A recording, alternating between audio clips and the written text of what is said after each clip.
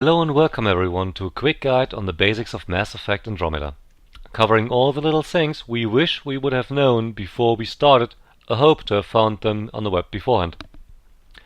Let's start with your character's build to begin with. While the game technically emphasizes on combining skills out of the 3 basic trees, I wouldn't recommend doing so up until you reach a later level. In my case it will be level 30 more or 25 plus. The reason for that being, you get too many benefits for sticking to a singular profession at the beginning. Skill trees, how do they look like? Well, at the beginning you have a couple of skills. They go on down to here, and then the last 3, usually identified by a triangle, they are passives, so active skills and passives. Passives go usually by every single point you invest inside the skill tree has a cumulative upgrade. So in that case, because of all the skill points I invested, I get already 14%, while the base would have been 5%. So the more points you invest in a singular spec, the higher the benefits. Now that doesn't mean that you want to maximize them all, but you want to stick to 3 active skills and then max out the passives, at least to the point where they have merit to you. Then one thing you might want to consider, every single active skill is usually split into just skills, or as a primer, or as a detonator. So what does it mean? Some skills can prepare an enemy by giving a debuff that, once triggered with a detonator, can create a shockwave, a gigantic explosion, rippling damage through an entire army of enemies, things like that. Every single one of these 3 basic trees has such abilities. So something that prepares and something that detonates. Some skills start off as something as a normal skill, and then they can be changed later on into a primer. So by default, shockwave is a detonator. So if I have an enemy in a singularity, it will explode them. But later on, I could change that also, that it explodes as well as and primes them for secondary effect, which means I can use singularity to capture an enemy that has no shield and no armor, put a shockwave on it, which will detonate, gives me a nice explosion, and then also keeps it suspended in mid-air, allowing me to cast lance afterwards, which detonates again. So I have 2 detonations within 1 cycle. And then there are certain skills, like an abiotic tree, that allow me to increase the combo damage, increases the power damage by 30% for my abiotic damage after using abiotic power for 3 seconds, which means singularity, 3 seconds time to cast a shockwave, 3 seconds, another 3 seconds time to cast a lance, which means I have twice 30% increase for massive skills. I use lance, for example, to deplete enemy shields. I use shockwave to increase damage against armor targets and groups of enemies, and so on. All skills have similar skills. Figure out yourself the way you want to do it. Now, the game offers something once you have selected your skills. You can create favorites. Favorites then, later on, if you have multiple favorites, let's say you would mix tech tree and biotic to get a sentinel spec, then you could change the amount of skills you have on your default skills and put them over here. And then you basically can press F1, F2, F3, F4 respectively to change them mid-fight. The only problem with that is they will reset. It's about a 30 seconds cooldown once you swap between skills or profiles. So you might want to consider that, not doing it mid-fight unless you have a good cover position. Another thing why it's important to stick to 1 profession at the beginning. There's something called, well, whatever you call those ones, it's a profile again. There's a profile for the 3 basics, if you just stick to biotic or just tech or just soldier. Or combo skills, which is biotic and tech, or combat and biotics, and so on. The benefits you get for sticking to a singular tree goes like that.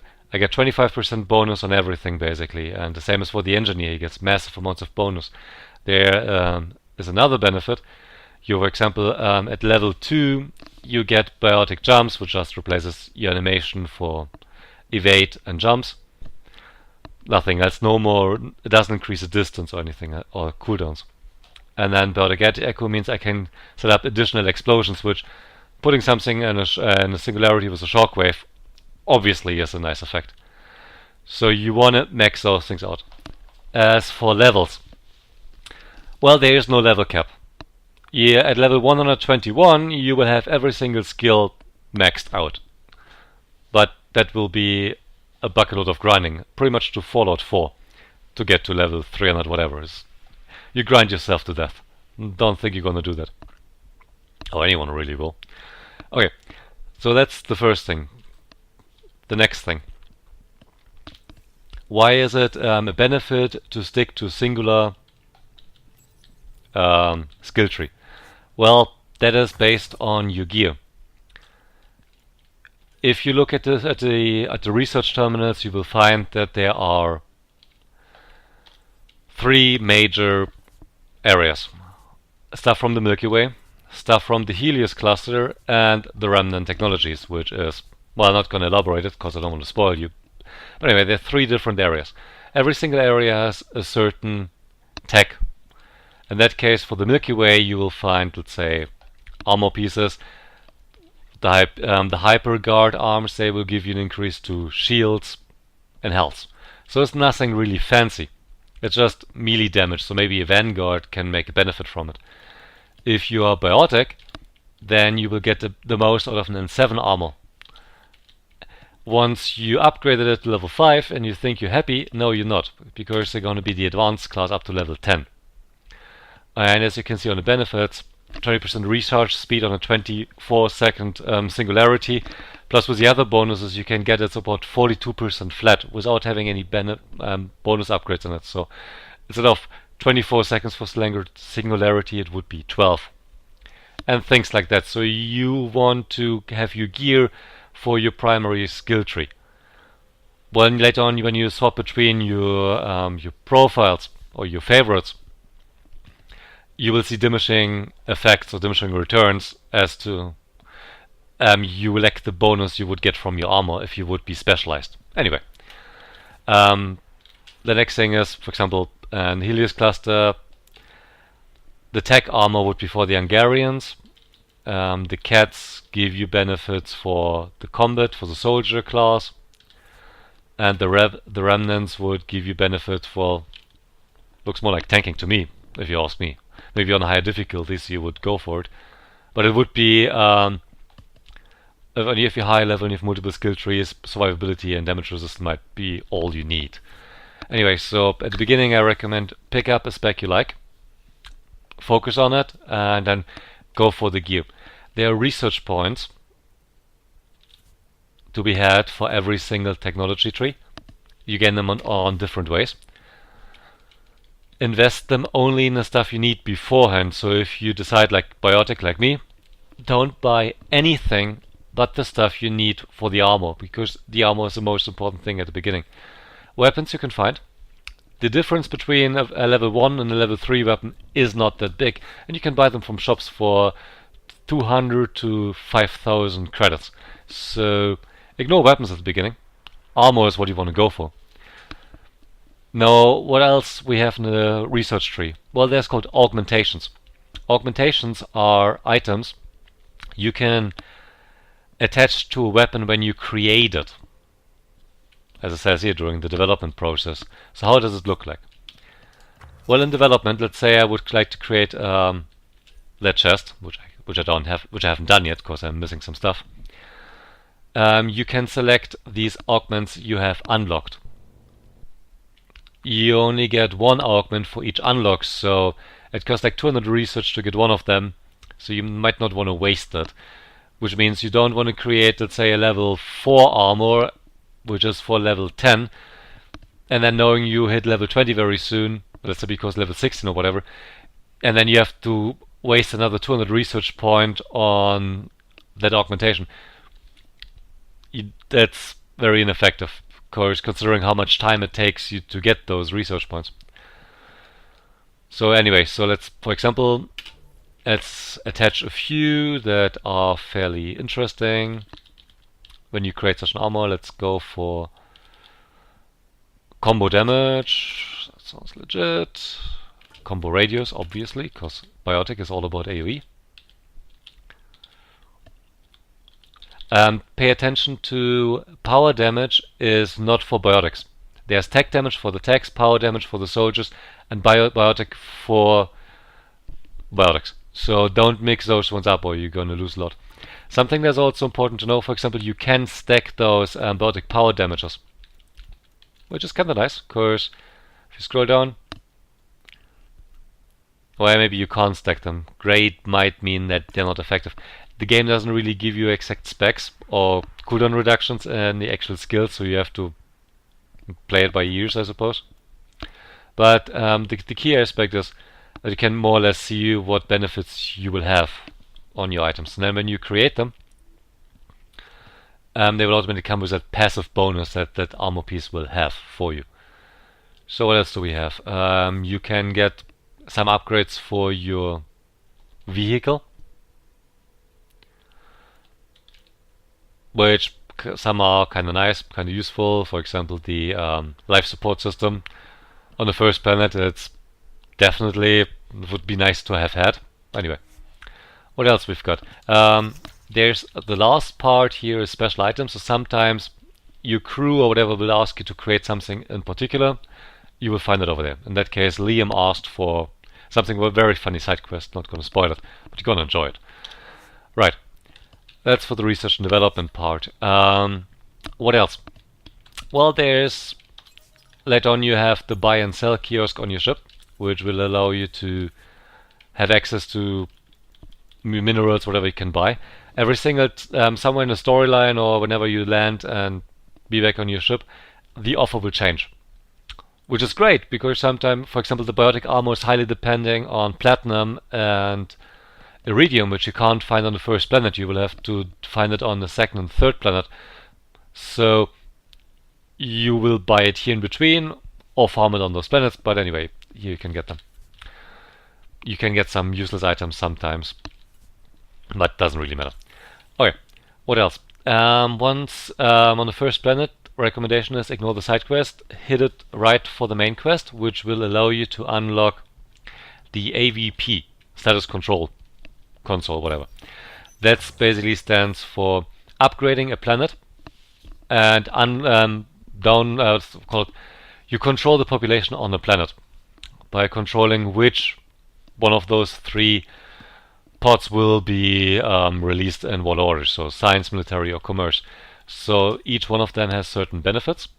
For example, the science guys give you earn research points at regular intervals, which the regular intervals are 45 minutes, which thus far always has been 100 research points for the Milky Way.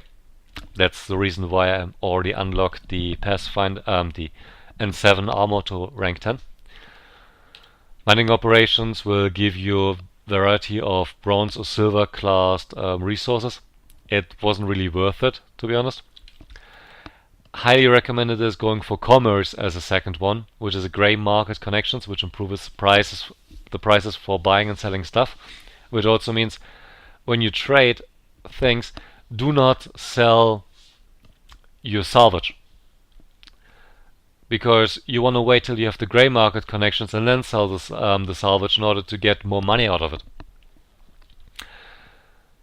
Anyway, so the rest of the benefits are self-explanatory. The increased inventory capacity, totally useless, technically speaking, and I'm gonna explain why.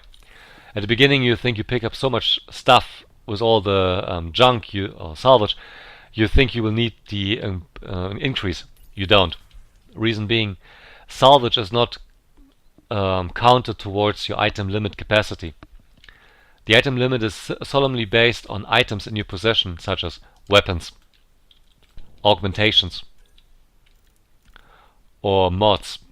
So, well, not even augmentations, it's literally just mods and weapons, which means you just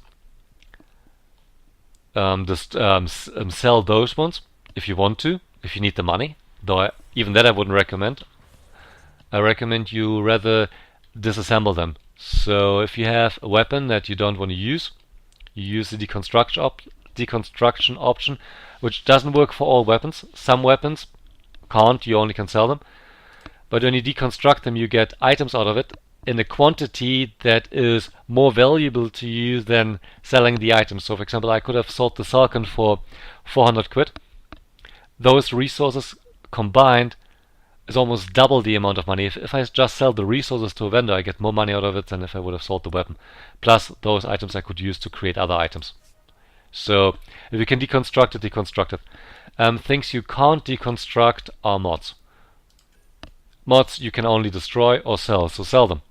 Doesn't give much money, but at least sell them. And keep your inventory, at least have about 15 free before you enter a planet, because you get a lot of loot if you're lucky. What else? Keep resources on hand, don't sell them unless you're really short on cash. And that's about it. So yeah. The next thing you can unlock later on is called strike missions. Strike missions are, well, you can get teams, which you can recruit more of them for mission funds. Mission funds are generated by successfully completing a mission or doing it in multiplayer. Now, as you can see, I can't recruit more because there's a stupid bug. Beats me. Those missions, you can send those whatever missions guys on a mission to generate resources, credits and materials. Credits is not much. Bronze is about 30 to 40 credits, silver is 40 to 50, gold was 60. Not much. You see the success chance here is 9% because I sent a level 9 guy on a gold mission. You'd be surprised. Those guys managed it before. It is possible.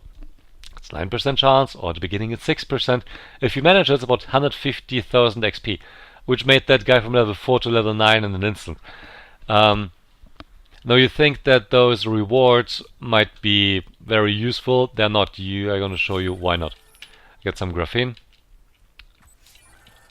Let's see how much we get for that. Yeah, 8 graphene, 35 credits. It's when you happen to be on a ship, do it. Don't teleport back because of it. It's just not worth it. So in that case, so we're going to send them off. They have a 66% chance of doing it. We don't care. If they fail, we don't care either. They still get some XP, 10% or whatever. Those guys have traits, careless, it's Malos, for example, or positive traits. Positive traits are important for the missions. Some missions require certain traits which increase your success chance. Well, that's pretty much it. So that's about gear and skill. Now about your ship. There's one thing I was looking for ages, so I'm gonna show you in case it happens to you too. Every single one of your crew members likes to have their own little personal space. That's the escape pod. It's marked up there. That's usually where you find one of your crew members. I'm not going to say who, but that's where you're going to find that crew member. And all the other guys, they spread around your ship. Now the important thing is they're not always there at their allocated place. Sometimes they're just randomly among the ship, most likely based on story points where you are within the game. So look out for them, but at the beginning they're in designated spaces where they say they will be when you recruit them. So that's about that. Right. The next thing would be some helpful tips. I'm gonna bring you there.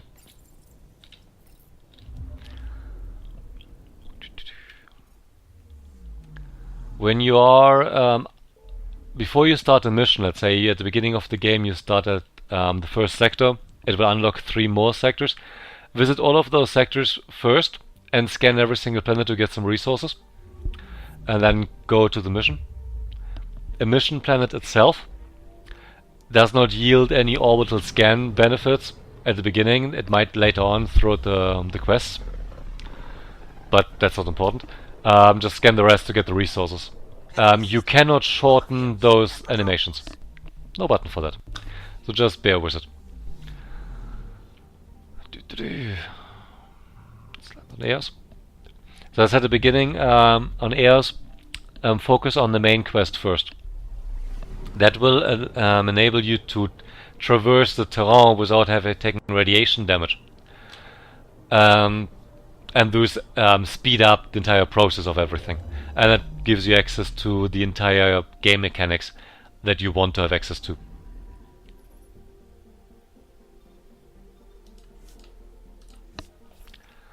The first, well, there's one thing here I wanted to show you is the weight. The more weapons you carry, or the heavier the weapons they are, the less, or the more malus you have for power regeneration speed. So I'm only packing 2 weapons. I recommend take 2 weapons in case you run out of ammo. Some weapons only have a very limited ammo capacity, so have a secondary weapon on hand. But try to keep your weight as low as possible. Melee weapons, well, there are some. You see, there's the Omni Blade and the Cat weapon. Bit of a damage difference. Take what you want. Weight-wise, same weight. You can't improve them. You can't give them stuff.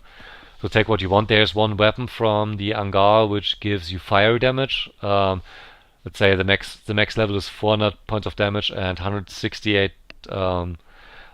burning damage over time. Well, if you take somebody by melee, they're not gonna live for 10 seconds to make the bleeding damage or the fire incineration damage stick, so go for brute force, I suppose. Right.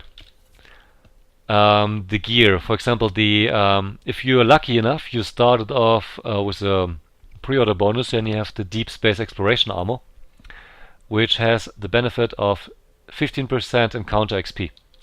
Well, if you also get the helmet, makes it a 25% encounter XP increase. I reached level 19 by solemnly doing all the quests on the first planet and on the Nexus. I only reached level 20, so pretty soon, and then I'm gonna upgrade to the N7 armor. The important thing is also to know, well, anyway, I recommend sticking to this one at the beginning just to level quickly, and then swap to something when the enemies get tougher. Well, the moment you equip a chest piece, it will define what pieces you can wear thereafter. The helmet you can always swap for something else. However, just to illustrate, so you can swap that part. As for the Explorer, the Deep Space Explorer suit limits you on the legs, on the arms. However, the other ones do not, so you can equip other items and whatever you fancy. That's the only thing you might want to keep an eye out for. So you cannot change the weapons of your companions. The scent is green. So don't even bother trying it. They will take whatever they want to. So I recommend you improve their weapon skills to begin with. Give them each level 1 on their skills, on the active skills, and then bump up the passives. Korra has one of the coolest skills that you can use, which buffs your shields, the shields of everyone around her. It's an 8 seconds cooldown skill, limited range. So at the beginning of the combat, stay close to her because she will buff your shields by shield regeneration and 40% shield capacity or whatever, so it's really nice to have. The Krogan is, yeah, he can regenerate and increase your regeneration too, so they're pretty much a very solid team. And the Krogan has incineration attacks against armor targets, in case that's something you're struggling with. Now, movement. If you press space, for example, you can jump. Well, which is fine. If you press the evade button, you can move way faster than you can run otherwise. I'm mainly using this for movement. You can combine jump and dash, or evade, how they call it. Right. Those things are forward posts. Forward posts are used to access your research center if you wanted to. You can to create items, and they heal you and give you recharges for weapons and all the stuff. And loadout means you can change the people with you and the weapons. Also important is you can use them for teleportation. So when something is blue, it means you unlocked everything that is there to be unlocked. So resource nodes, got all the resources there, and I can just teleport there. So it will automatically bring your ship as well. You can teleport even without being close to a node, so in case you get stuck in the environment, which happened to me, then you can use that to teleport. You can change the color of your vehicle, nobody cares. There are two modes. If you look on the bottom left of the screen, there's an icon how the Nomad looks like. Blue means it's made for speed, you can reach 120 kilometers per hour. Or you can go for the off-road mode, which halves the speed, but you can climb mountains, more or less. If you combine it with the boost and the jump skill, you can pretty much climb anything you want to. Right. Something that's highly annoying is the nav system. So let's say I click on a quest. The quest will give me a nav point. If you have multiple nav points, then often enough I got lost. I didn't know where to go or how far I will have to go to reach that nav point. And then you are within 50 meters of the nav point will disappear, and then it's just happy hunting. So what I do is to compensate for that nav system is you can use the manual waypoint.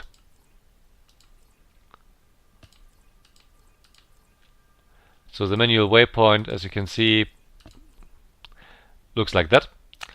And then you can click it so you get the general direction. I don't know why it doesn't work over there right now. I don't care, but just wanted to show you. The benefit of having a nav point set in the environment, when you have multiple waypoints, go for the one where your personal nav point is. And thanks to the blue light, which on the reduced settings for the stream you can't really see, there it is, you will definitely not miss out on the quest you're looking for. And once you run over that point, it will automatically disappear and you're free out. Don't have to worry about it. Another important thing is, if you want to get back to the ship, well, you can use the quick travel, but that will only bring you in front of the ship, and then you still have to click on the ship and so on. There's the Y button on your controller, or the T key on your keyboard will teleport you directly to the ship and shorten everything by one click by running back to the ship. So that's pretty much it. Those are the key benefits, or the key mechanics I would like to explain. The other thing is, when you run around the Nexus, they're random NPCs. Just run close to them. When they talk, just listen to them. And if they have a name, that means the quest NPC most likely, and they can give you a quest. That's pretty much all the basics as always. So, if there are any questions, please leave them in the comments below. Otherwise, enjoy the game.